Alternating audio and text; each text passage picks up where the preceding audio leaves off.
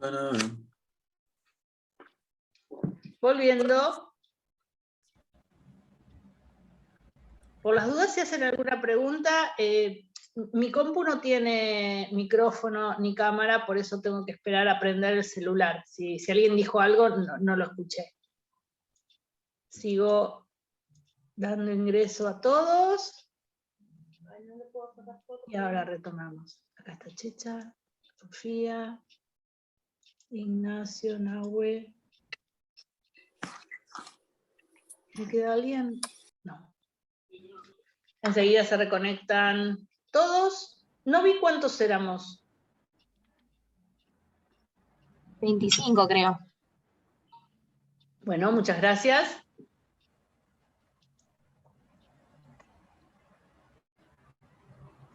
Estamos casi todos. Bien, estaba diciendo entonces que ya vamos a encontrar, si googleamos, algunas cuencas trazadas, porque, bueno, son útiles. Y resultan necesarias para muchos estudios. Por ejemplo, si yo quisiera la cuenca del Salado de la provincia de Buenos Aires. Bueno, listo, acá ya la tengo. Alguien se ha tomado el trabajo de trazarla, muchas gracias.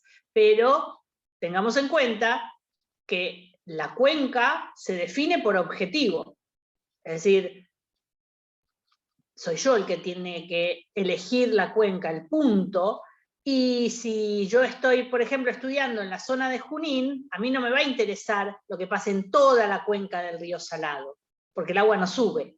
A mí me interesa lo que pasa de Junín a aguas arriba. Entonces tengo que hacer una redefinición de la cuenca que me da la bibliografía para satisfacer mis objetivos.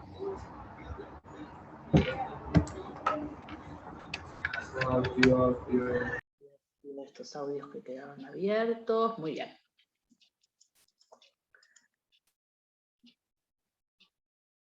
¿Y para qué me sirve definir una cuenca?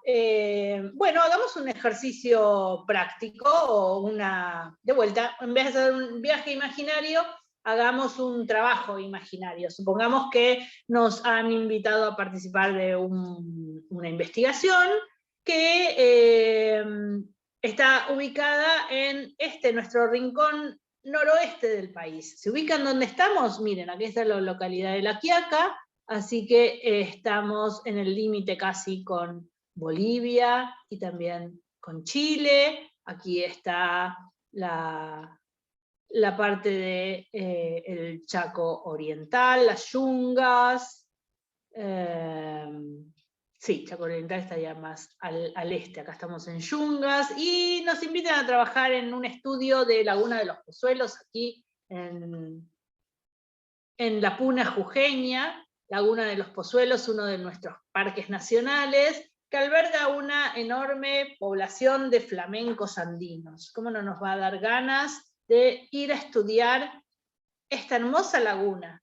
Y en este trabajo imaginario resulta ser que nuestra población de flamencos se está viendo afectada, no sabemos muy bien por qué, pero ha habido nuevas actividades económicas en los alrededores que ameritan un estudio sobre qué es lo que puede estar llegando en las aguas de drenaje. Entonces, para eso, lo primero que tenemos que hacer es definir la cuenca de drenaje para saber si las actividades están ocurriendo dentro de ella o más allá de ella. Porque todo lo que pase en la cuenca de drenaje, de alguna forma, antes o después, va a terminar afectando mi cuerpo de agua.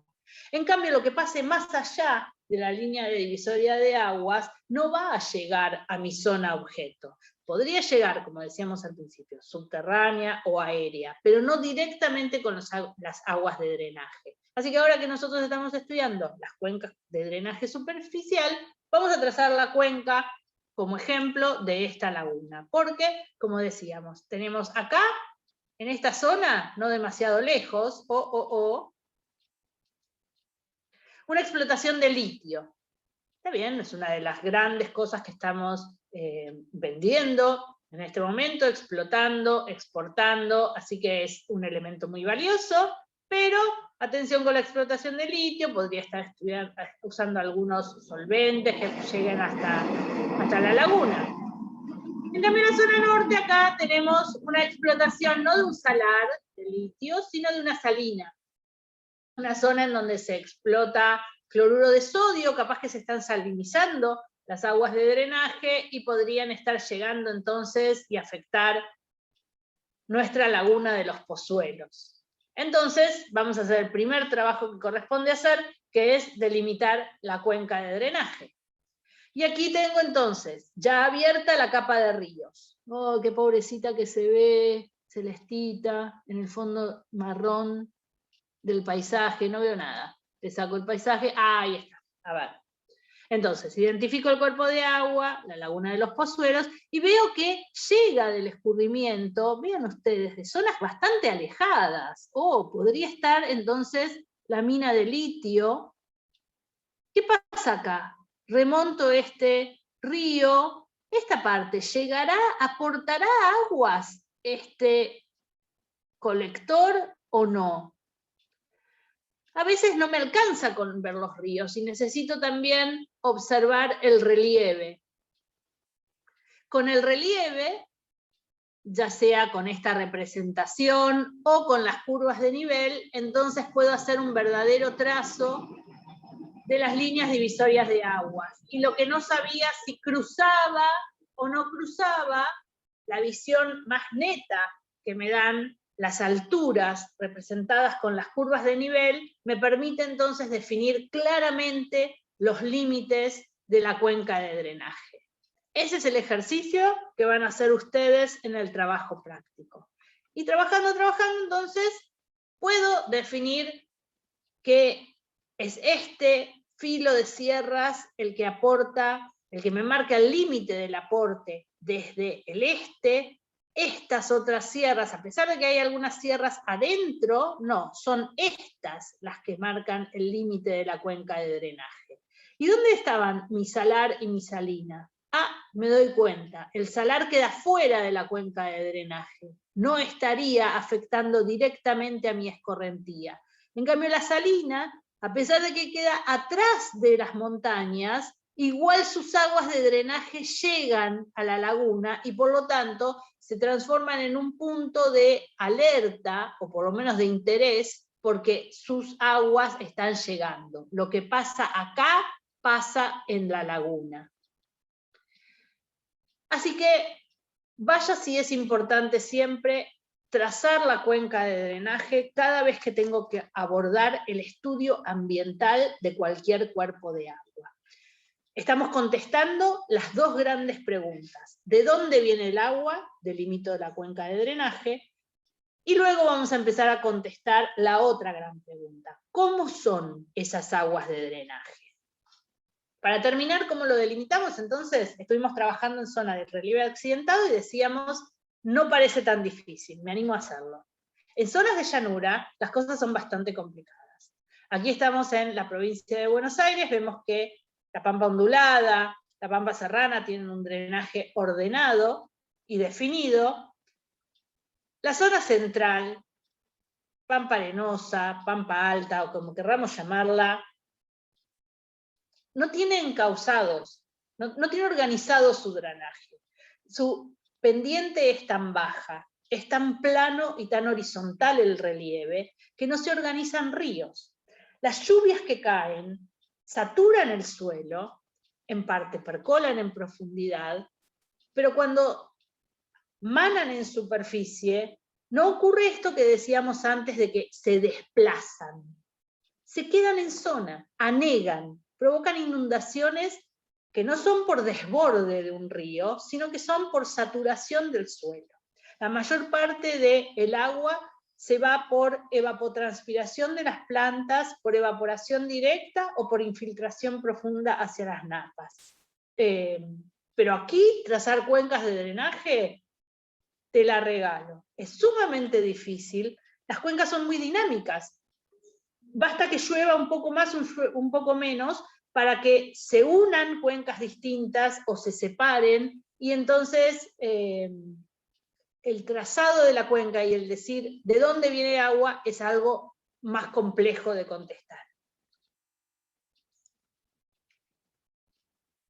Bien, un ejemplo de una extensa zona, 50 kilómetros, en donde prácticamente no cambia la altura. Tengo una curva de nivel, pero se ríe de mí esta curva de nivel. No me cambia la pendiente del terreno, ya les digo, de una punta a la otra 50 kilómetros y la altura no cambia ni 2 metros. Muy difícil trazar cuencas allí. Bien, entonces ahora empecemos a explorar la segunda parte de la clase y la segunda pregunta que nos hacíamos. Ya somos capaces de contestar de dónde viene el agua. ¿Por qué queremos saber de dónde viene el agua? Porque depende de dónde viene el agua, es cómo viene el agua. Y cómo viene el agua define lo que carga al lago, al embalse o a la laguna. Y por lo tanto me interesa de sobremanera. Estudiemos entonces las características de la cuenca de drenaje, porque esas características de la cuenca de drenaje le dan características al agua de escorrentía, y el agua de escorrentía le da características a mi lago. Bien.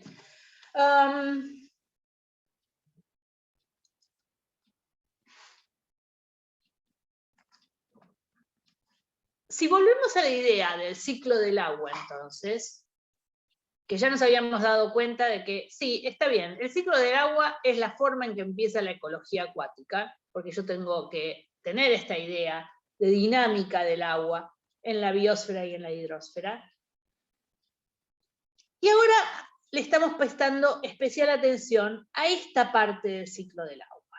Cuando yo dije cuenca de drenaje, estoy hablando de esta pendiente, ¿no es así? Porque si este es mi lago, digo, ¿de dónde viene el agua? Y viene de donde escurre, de todas estas pendientes. Y la segunda pregunta, ¿cómo es ese agua? Bueno, ese agua es de una u otra manera dependiendo de qué es lo que le pasa acá. ¿Qué es lo que le pasa a ese agua cuando después de que cae, en forma de lluvia, de rocío o de nieve, entra en contacto con el suelo? Le roba partículas, le disuelve sales, de tal manera que esas aguas se cargan de esos elementos. Las aguas que escurren sobre la superficie terrestre se cargan de elementos minerales. Y esos elementos minerales, ¿qué son? Fósforo, nitrógeno, potasio, calcio, magnesio, azufre. Estoy nombrando elementos minerales y estoy nombrando nutrientes de los productores. Así que empieza a haber una asociación entre que lo que cargan las aguas representan los nutrientes. Y como veíamos la clase pasada, los nutrientes son el factor limitante a la producción en los ecosistemas acuáticos. Y ahí se me prende la chispa que me da la importancia de estudiar lo que pasa en la cuenca de drenaje. La cuenca de drenaje me trae el factor limitante a la producción. Entonces la producción del cuerpo de agua depende de lo que trae el agua de escurrimiento, que pasa en la cuenca de drenaje. De tal forma que estudiar las características de la cuenca de drenaje me contesta a la pregunta de cómo son las aguas de escorrentía. Y cómo son las aguas de escorrentía me definen las características del lago. De estas características, bueno, algunas son muy sencillas de entender, por ejemplo el tamaño. Hay cuencas grandes, hay cuencas chicas. Indudablemente las cuencas más grandes van a aportar más elementos que las cuencas chicas a igualdad de las otras condiciones. Si todas las cosas fueran iguales, pero solamente tengo una cuenca grande y una cuenca chica, de la cuenca chica vienen menos cosas que de la cuenca grande. No me interesa tanto la relación, la superficie, como un valor bruto, cuenca grande, cuenca chica, sino la superficie en función del cuerpo de agua. Por ejemplo, acá tengo dos cuencas, esta es la del Epuyén que veíamos recién. El Epuyén tiene una cuenca de 500 kilómetros cuadrados para un lago de 17, la cuenca es 30 veces más grande que el lago. La cuenca norte, tal vez la identifican. Aquí tengo el cierre de la cuenca. probablemente gracias a este cierre de la cuenca, es que se estén prendiendo nuestras computadoras ahora, porque este es el embalse El Chocón, Cierros Colorados. Así que aquí tengo una represa hidroeléctrica que es la que envía gran cantidad de la energía que usamos en la ciudad de Buenos Aires. Conchi, ¿cómo va todo? Todo bien, ahí te veo. Ya. Parece que se abrió un...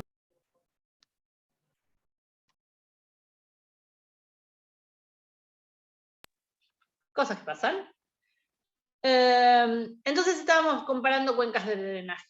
La de el Epuyén tiene una relación con su lago de ser 30 veces mayor. En cambio, la de el lago Ezequiel Ramos Mejía, que es el lago de la represa El Chocón, es 66 veces más grande. Así que si las cuencas fueran idénticas en sus restantes características, yo tengo el doble de aporte en una cuenca que en la otra. Así que las aguas de uno van a ser seguramente más cargadas de elementos que las aguas del otro. Pero no es el tamaño lo único que me interesa.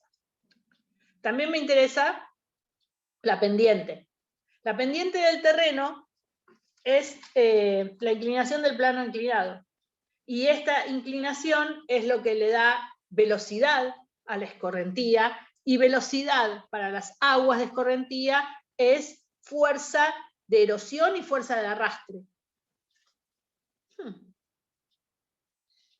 Esta erosión, entonces, es la que le va a robar elementos a las rocas o al suelo de la cuenca, de tal manera que la pendiente general va a ser uno de los factores que defina si las aguas están cargadas de elementos minerales o si son aguas que, por correr a una velocidad menor, tienen menos poder erosivo y entonces menos partículas que son arrastradas. Otro elemento sumamente importante para estudiar de las cuencas de drenaje es la composición geológica.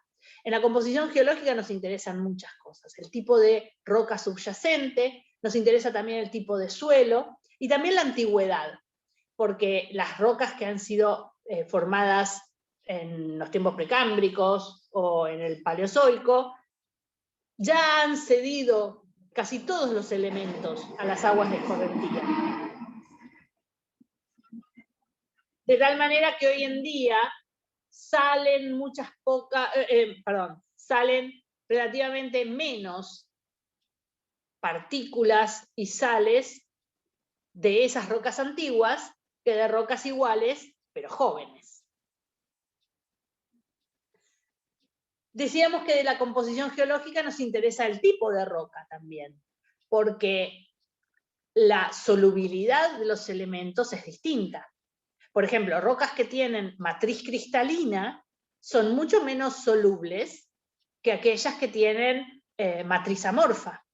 Si comparamos, por ejemplo, el aporte de sales de granitos, gneiss o rocas volcánicas con el aporte que hacen los esquistos, las areniscas o las rocas carbonatadas, bueno, estas últimas son mucho más friables, tienen muchos más elementos solubles, de tal manera que si yo comparo la salinidad o la conductividad del agua que corre sobre ellas, la voy a encontrar mucho más alta que la de los arroyos que corren sobre rocas de tipo cristalino.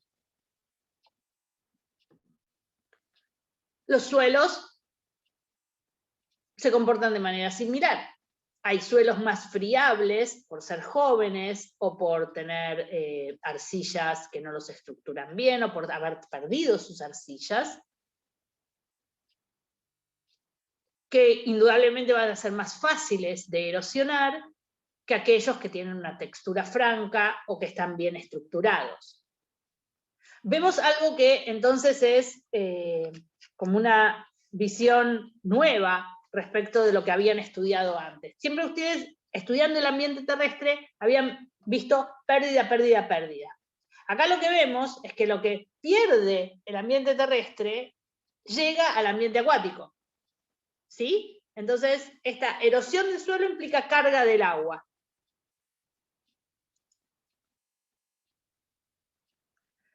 Otro factor de la cuenca que incide en las características de las aguas de escorrentía es el clima. El clima en sus componentes, fundamentalmente temperatura, porque temperatura acelera procesos, así que ya sabemos que todo lo que pase en la zona tropical o ecuatorial va a estar magnificado respecto de lo que pasa en las latitudes altas. Y por otro lado, las características de las precipitaciones. Indudablemente, monto de precipitaciones me va a implicar cantidad de agua de escorrentía. Así que ahí hay una relación cuantitativa.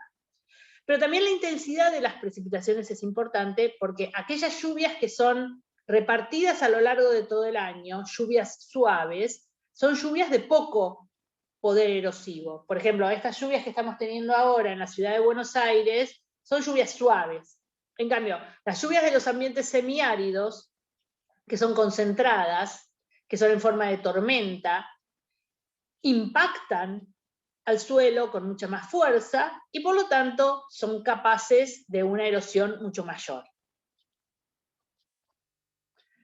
Y vamos como progresando, ¿no es cierto?, de características más macro y que tal vez tengan una incidencia no tan marcada, a características como más intensas en la definición de las aguas de escorrentía.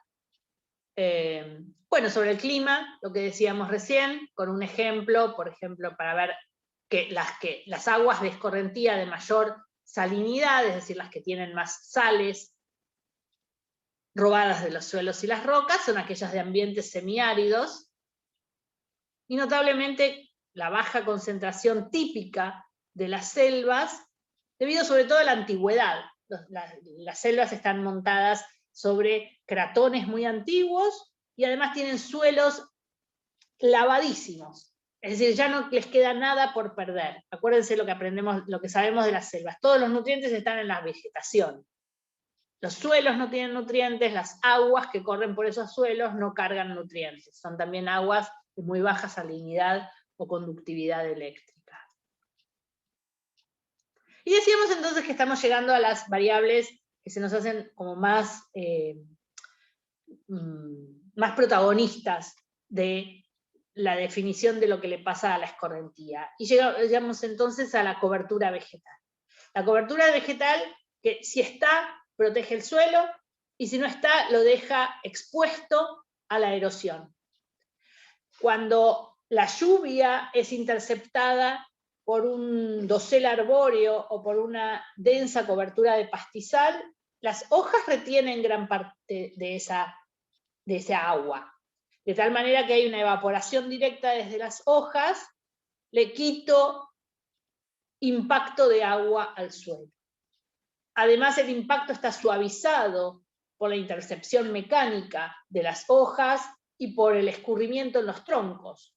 Llega suave la gota al suelo. En el suelo, además, las raíces contribuyen a la infiltración, a la percolación profunda. Todo al revés pasa cuando el suelo está desnudo. Ese suelo que puede estar desnudo porque estoy en una zona semiárida o árida, está totalmente expuesto al impacto de la gota. La gota destruye estructura del suelo, contribuye a la pérdida de elementos finos, y las aguas de escorrentía entonces no solamente cargan sustancias solubles, sino muchas sustancias particuladas. Cargan arcillas, cargan limos, hasta pueden cargar arena en una lluvia intensa. Y todo eso entonces es arrastre hacia los cuerpos de agua. Empecemos a tener una visión también entonces, que es fácil incorporarla ahora, sobre la naturaleza de los elementos que se mueven en las aguas de escorrentía. Aquí tengo a los elementos, los identifico así como si me estuvieran dando una tabla de nutrientes para los vegetales: fósforo, nitrógeno, silicio, hierro, pero vean cómo algunos de ellos son más solubles y entonces se van a desplazar entre la cuenca y el cuerpo de agua en la fracción líquida.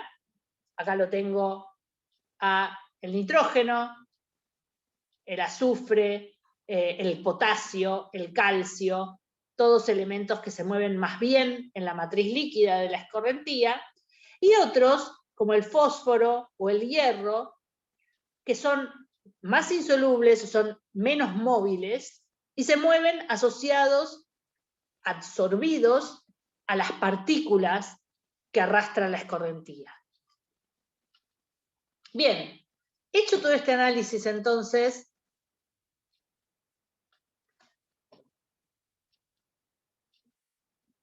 resulta como consecuencia que distintas cuencas de drenaje van a dar origen a distinta cantidad y variedad de carga de nutrientes. Y entonces, dado que tengo heterogeneidad en las cuencas de drenaje en distintos paisajes, voy a tener también heterogeneidad en la carga de nutrientes que reciben los cuerpos de agua. Y en la naturaleza tenemos un gradiente muy amplio y muy variado.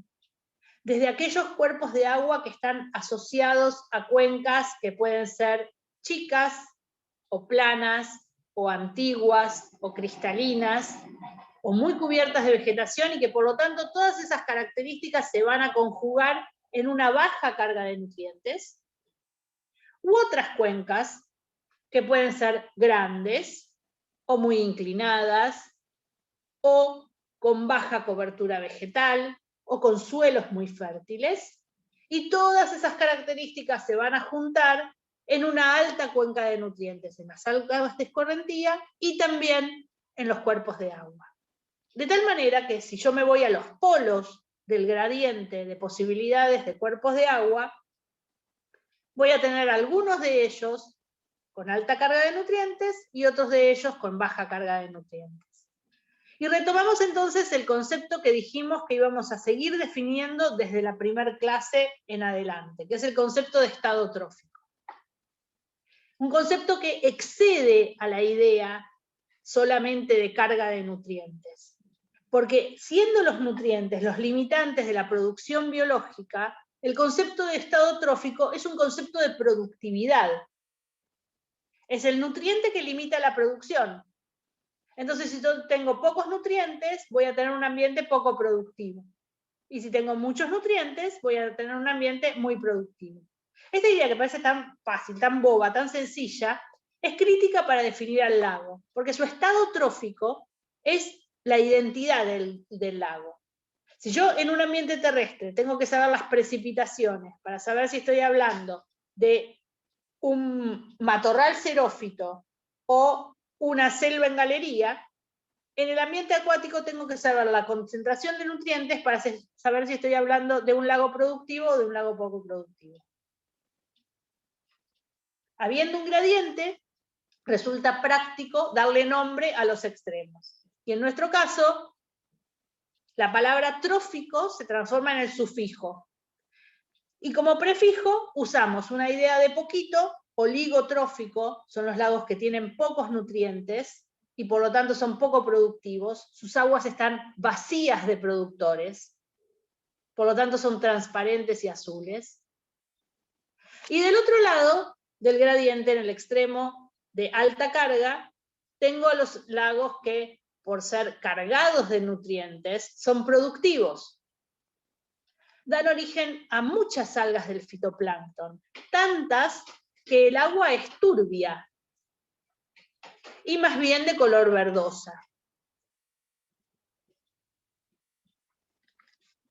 Estos lagos, entonces, como decíamos, son extremos de un gradiente de productividad. Y que los nutrientes son limitantes a la producción es una idea central en la ecología acuática.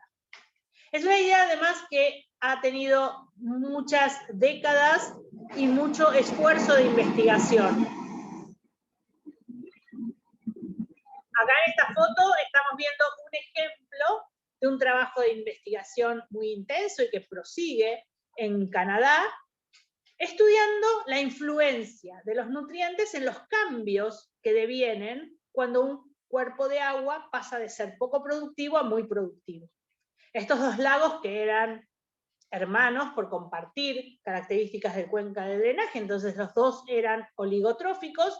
A uno de ellos se le aplicó uno de los nutrientes limitantes, de hecho el más comúnmente limitante, que es el fósforo, y el lago cambió por completo. El lago se transformó de transparente azul en verde, turbio y productivo. Y para completar esta idea de gradiente, entonces, podemos hacer más categorías. Resulta práctico tener categorías de extremos, medio, ultra extremos. Y estas categorías de estado trófico son bastante aceptadas. Tenemos un extremo de mínima cantidad de nutrientes allá en la izquierda del gradiente, los lagos ultra oligotróficos, luego los oligotróficos, en el medio los mesotróficos, más productivos los eutróficos, y los que se pasan de productivos, los hipertróficos o hipereutróficos. Vean ustedes que las categorías se limitan, o los límites de categorías están dados por valores de concentración de fósforo. ¿Estamos de acuerdo con eso? Siendo que es factor limitante, entonces yo digo, bueno, ¿cómo los separo? ¿Por qué criterio los separo? Bueno, estamos hablando de concentración de nutrientes, así que agarro un nutriente que sé que es limitante y lo mido en el agua. Por ejemplo, si tiene entre 2,5 miligramos por metro cúbico y 8 miligramos por metro cúbico, ese lago es oligotrófico. Esta limitación, esta categorización de lagos la dio este autor, Vollenweider, en la década del 80, estudiando el problema de la eutrofización, que en ese momento era un problema que estaba en auge de estudio en Europa y en Norteamérica fundamentalmente, porque después de los adelantos tecnológicos que implicó la mejora en las condiciones de confort en la vida, después de la salida de la Segunda Guerra Mundial, una de las consecuencias fue el uso de detergentes y jabones con alta concentración de fósforo, pero todo ese fósforo, después de lavar la ropa, después de lavar los platos, iba por la alcantarilla a terminar en embalses y lagos. De tal manera que enriquecían, sin saber, porque no se conocía esta relación entre nutrientes y producción, a los lagos. El transformar el lago de azul transparente en verde turbio, al usuario no le resulta una idea demasiado simpática. Entonces aparece la eutrofización como un problema ambiental. Y gran parte de la ecología acuática entonces recibe como un impulso de estudio del fenómeno de la eutrofización. Vollenweider es una de las cabezas de esos estudios y saca su tablita de clasificación, que para él es esta. Hay otros autores que, tomando las mismas categorías, marcan distintos valores para los límites. No pasa nada. Es decir, si ustedes en el día de mañana tienen que hacer una clasificación, bueno, tomarán un autor, sacarán los valores. Nosotros elegimos esta porque nos resulta fundacional. Pero puede ser que otro autor tome otra y no es la muerte de nadie. Lo entiendo perfectamente. Lo interesante de esta tabla y de muchas otras es ver este correlato. ¿Cómo es esto? Puedo caracterizar el estado trófico por nutrientes, te lo entiendo, porque es el factor limitante para la producción. Pero, ¿qué es esto de la otra columna? Clorofila. También, ¿concentración de clorofila me sirve para definir el estado trófico? Y sí, porque en los lagos que están limitados por nutrientes, que son la inmensa mayoría de los lagos, es como un sinónimo. Nutriente igual fitoplancton. Y fitoplancton tiene clorofila como pigmento fotosintético. Así que yo puedo medir fósforo o medir clorofila y le invoco a la misma categoría de estado trófico. Porque tengo la clorofila que me deja el fósforo que tengo. Tengo tanta clorofila como me permite la molécula para construir esa biomasa. Entonces lo puedo medir por fósforo, lo puedo medir por clorofila. Incluso otros autores también miden estado trófico con turbidez del agua, porque dice, si tengo mucho fitoplancton es porque tengo mucha clorofila, porque tengo mucho fósforo. Y hay indicadores incluso más complejos, donde son como compuestos, pero no vamos a entrar en tantos detalles. Para nosotros entonces la medición por nutrientes, o si no también por clorofila, es útil para definir el estado trófico. Y como decíamos antes, el estado trófico es como la identidad del lago. Nos da toda la información que necesitamos para empezar a comprenderlo. Un lago que tiene muchos nutrientes o pocos nutrientes, tiene mucho o poco de todo lo demás. Porque el lago que por tener pocos nutrientes tiene poco fitoplancton, no puede tener mucho zooplancton, no puede tener muchos peces. ¿Qué comen? La cadena trófica entera se monta sobre la producción de la base. Los lagos productivos, que puede ser que no me gusten porque son verdes, bueno, pero esos lagos tienen muchos peces. Pueden no ser tan lindos, pero le dan de comer a mucha más gente. Entonces, no es una clasificación valorativa la del lago oligotrófico o lago eutrófico. Puede ser que yo vea satisfechos distintos objetivos. Y si me tengo que tirar a nadar, me voy a tirar a nadar con más gusto en un lago oligotrófico que en un lago eutrófico. Pero eso no quiere decir que los lagos eutróficos están deteriorados, están mal. Están en equilibrio con su entorno. Les aportó la cuenca muchos nutrientes y entonces son muy productivos. El sistema, el ecosistema del lago o de la laguna funciona en armonía con su entorno, que le aporta muchos nutrientes o le aporta pocos nutrientes. Lo que vemos en la tabla es que desencadena todo lo demás que pasa en el ecosistema. Por eso, para los licenciados en ciencias ambientales o para quien estudia los lagos desde el punto de vista ambiental, el enfoque de verlo desde la cuenca o verlo desde el aporte de nutrientes es clave para entender el tipo de sistema que estás abordando. Lo interesante es ver que no solamente todo lo que viene después de los nutrientes es parecido en una misma categoría de lago, sino también todo lo que está antes, es decir, lo que tiene como consecuencia más o menos carga de nutrientes es parecido. Cuencas, o bien que son muy antiguas, o bien que son muy chicas, o bien que ya han cedido los nutrientes antiguamente.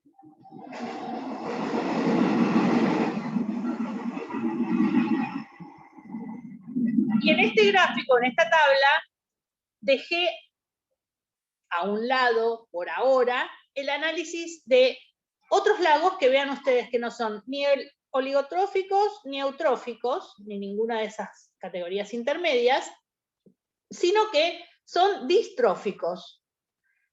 Son lagos distintos, no están limitados por nutrientes. Tienen algún otro factor que limita la producción, normalmente puede ser la falta de luz por estar sombreados, o la presencia de ácidos húmicos. Son lagos especiales, no son muchos, cuantitativamente no mueven la aguja, pero no pertenecen al gradiente de nutrientes. Si yo tengo uno de estos lagos y trato de meterlo en una categoría de estado trófico, puede ser que tengan muchos nutrientes, pero poco fitoplancton. Bueno, porque están limitados por otra cosa. Entonces no lo puedo hacer encajar a la fuerza en estas categorías. Así que los saco del análisis, los vamos a ver después, en un ratito, en una clase el mes que viene, y nos vamos a centrar en el análisis del gradiente principal de concentración de nutrientes.